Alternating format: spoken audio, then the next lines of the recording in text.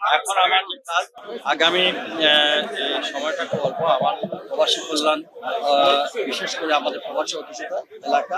আজকে আমি ফার্স্টে আনঅফিসিয়ালি ভিজিট করার আগেই আমি ঢাকা বিমানবন্দরে আন্তর্জাতিক আমাদের সেবা সেন্টারগুলো দেখেছি, সেটা আমার সিলেটে নাই। যেখানে প্রবাসী অধ্যুষিত এলাকা আমার এখানে থাকার কথা ছিল। ইনশাআল্লাহ খুব অল্প সময়ের মধ্যে প্রবাসীদের যে প্রত্যাশা, সেই প্রত্যাশা এবং জনগণের যে প্রত্যাশা, এই প্রত্যাশায় আমরা টিম হয় সবাইকে নিয়ে কাজ করি। আমরা মাত্র বসলাম, আমাদের 180 দিনের একটা কর্মপন্থা আছে। 180 দিন পরে ইনশাআল্লাহ আপনাদের সামনে হাজির হব। সবকিছু তো আপনারাই সাক্ষী।